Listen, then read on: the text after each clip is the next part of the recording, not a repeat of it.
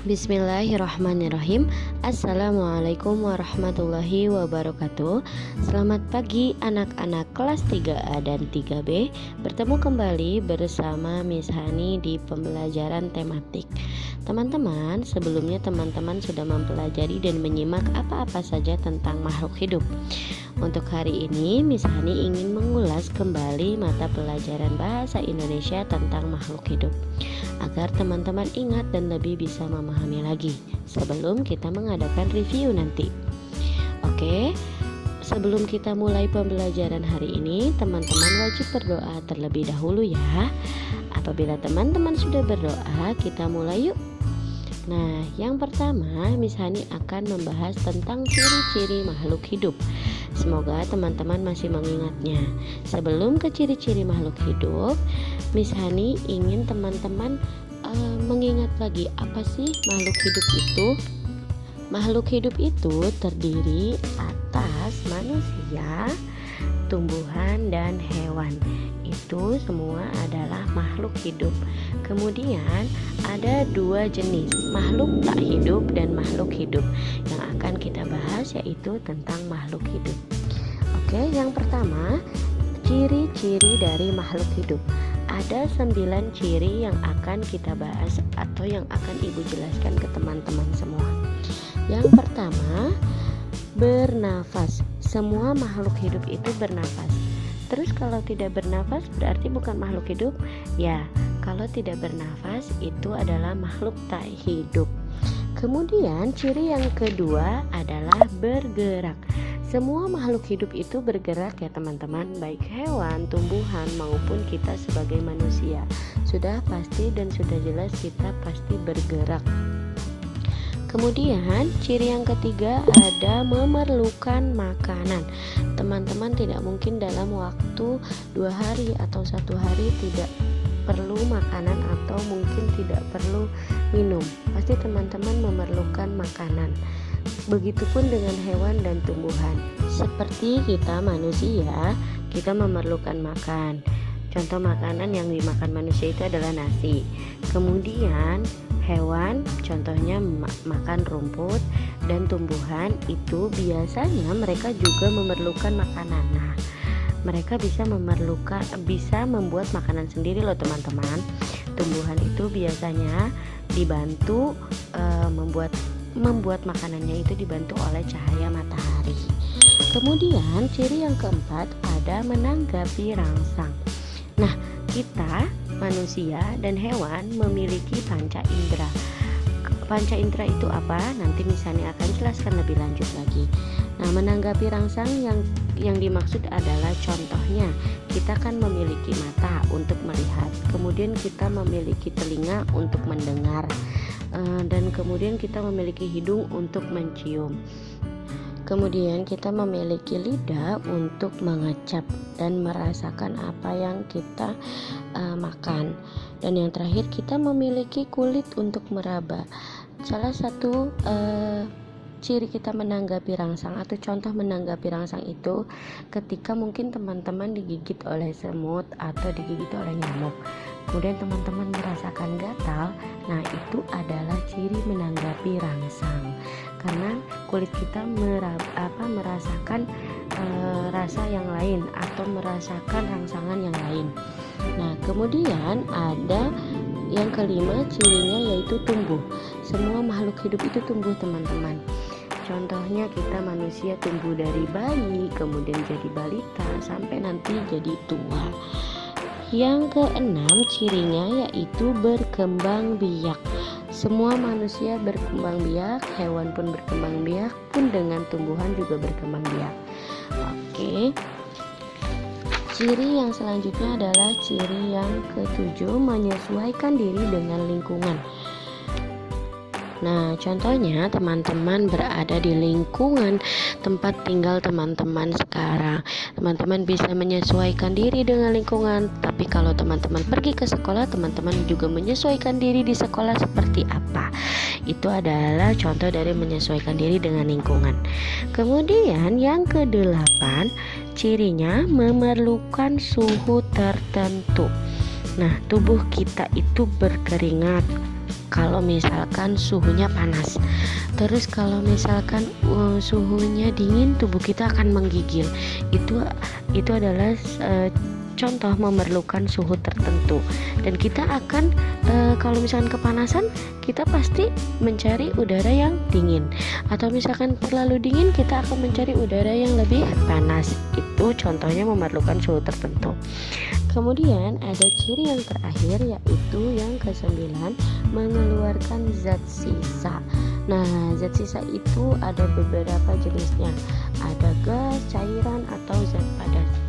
Teman-teman, kalau misalkan teman-teman sudah berolahraga, kemudian teman-teman berkeringat, keringat itu adalah salah satu contoh zat sisa. Kemudian kalau teman-teman, contoh selanjutnya misalkan banyak minum.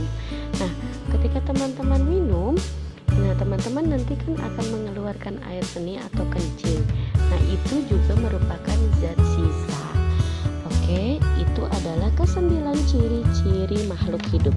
Miss Hani ulangi ya. Dari yang pertama, bernafas, kemudian kedua, bergerak, ketiga, memerlukan makanan, keempat, menanggapi rangsang, kelima, tumbuh, keenam, berkembang biak, ketujuh, menyesuaikan diri dengan lingkungan, kedelapan, memerlukan suhu tertentu, dan yang terakhir ke-9, mengeluarkan zat sisa. Oke teman-teman, kita lanjut ke pembahasan selanjutnya, yaitu cara berkembang biak hewan. Teman-teman tadi sudah Miss Hani sebutkan ciri-ciri dari makhluk hidup. Salah satunya adalah berkembang biak. Yang akan Miss Hani jelaskan saat ini adalah cara berkembang biak hewan. Nah, bagaimana cara berkembang biak hewan? Teman-teman, ada dua cara hewan berkembang biak. Yang pertama dengan cara bertelur, dan yang kedua dengan cara melahirkan. Nah, untuk yang bertelur atau yang melahirkan, teman-teman bisa mengambil kesimpulan atau membuat ciri yang lebih mudah. Misalkan hewan tersebut, bagaimana mengetahui cara berkembang biaknya? Jika hewan itu mempunyai telinga, biasanya hewan tersebut berkembang biak dengan cara melahirkan. Yang mempunyai telinga, ingat, yang mempunyai telinga, biasanya hewan tersebut berkembang biak dengan cara melahirkan. Nah, untuk yang tidak punya telinga, contohnya ikan, kemudian burung. Nah, yang tidak mempunyai telinga, mereka biasanya berkembang biak dengan cara bertelur. Itu tadi adalah cara berkembang biak hewan. Kemudian setelah cara berkembang biak hewan, kita akan mengetahui bagaimana tahapan perkembangan hewan. Nah, yang akan kita contohkan salah satunya adalah tahapan perkembangan hewan, yaitu ayam. Nah, teman-teman, ayam itu tahapan perkembangannya dimulai dari telur, kemudian dia akan menetas, kemudian dia akan menjadi anak ayam, dan yang terakhir dia akan menjadi ayam dewasa. Itu adalah tahapan perkembangan hewan. Contohnya ayam karena dia bertelur. Kemudian kalau misalkan yang lain, contohnya kucing dan lain-lain, teman-teman bisa baca ya di buku tematiknya. Oke, setelah bagaimana cara berkembang biak hewan, kemudian tahapan perkembangan hewannya seperti apa, yang selanjutnya adalah membandingkan perkembangan hewan. Nah, bentuk dan ukuran anak hewan tidak selalu sama dengan induknya. Jadi, misalkan bentuk dan rupa anak kucing hampir sama dengan induknya. Tetapi, kalau misalkan untuk anak ayam, mereka belum mempunyai jengger atau belum berjengger. Kemudian anak ayam bulunya biasanya lebih halus, berbeda dengan induknya. Induk ayam bulunya lebih kasar dan mempunyai jengger. Oke, itu dia tadi penjelasan tentang cara berkembang biak hewan, kemudian tahapan perkembangan hewan, dan yang terakhir membandingkan perkembangan hewan. Tadi kita sudah bahas tentang hewan-hewan. Sekarang sebagai makhluk hidup, kita terutama sebagai manusia harus menjaga kesehatan tubuh. Nah, sebagai makhluk hidup dan manusia, teman-teman wajib menjaga kesehatan tubuh. Di dalam Islam pun kita wajib memelihara tubuh kita dan menyayangi tubuh kita serta merawat tubuh kita agar terhindar dari penyakit. Bagaimana caranya? Yang pertama itu berpikir positif. Teman-teman harus banyak berpikir positif atau berhusnuzon, ya, tidak boleh suhuzon. Kemudian yang kedua, teman-teman harus menjaga kebersihan badan, pakaian dan lingkungan, apalagi kita sedang berada di dalam kondisi pandemi seperti ini. Kita harus terus menjaga kebersihan badan, mandi, kemudian pakaian harus diganti, jangan berapa hari pakaiannya masih yang itu-itu saja. Terus kemudian harus menjaga lingkungan agar terhindar dari penyakit. Selanjutnya, cara menjaga kesehatan tubuh yaitu dengan mengonsumsi makanan bergizi dan seimbang. Teman-teman pasti sudah tahu makanan yang bergizi dan seimbang itu apa saja. Contohnya sayur, buah, kemudian ada susu, daging, 4 sehat 5 sempurna. Kemudian cara selanjutnya yaitu istirahat yang cukup. Nah, jangan terlalu banyak main, apalagi main games, apalagi terlalu banyak main sepeda atau layang-layang mungkin. Nah, teman-teman harus banyak waktu untuk istirahat yang cukup agar teman-teman bisa kuat daya tahan tubuhnya, tidak banyak penyakit karena teman-teman kurang tidur. Selanjutnya, cara yang selanjutnya yaitu 5. Menghindari kebiasaan yang merusak kesehatan. Nah, contohnya siapa di sini yang suka makan makanan yang tidak bergizi? Contohnya nih, suka jajan di abang-abang. Sering banget teman-teman pulang sekolah jajan di abang-abang, kayak jajan yang banyak mengandung pewarna. Nah, teman-teman harus mulai dari sekarang menghindari kebiasaan yang merusak kesehatan tersebut. Yang keenam, caranya adalah dengan olahraga secara teratur.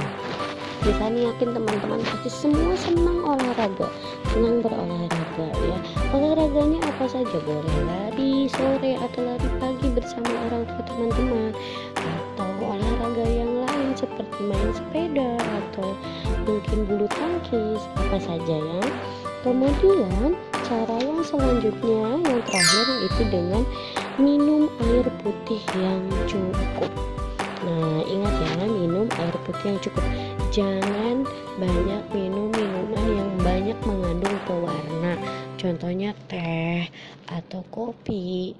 Teman-teman harus banyak mengurangi dan teman-teman dimulai dibiasakan untuk mengganti minumannya dengan minum air putih atau air mineral. Jadi tadi ada 7 cara menjaga kesehatan tubuh kita sebagai manusia atau makhluk hidup. Yang pertama, kita harus berpikir positif atau berhusnuzon.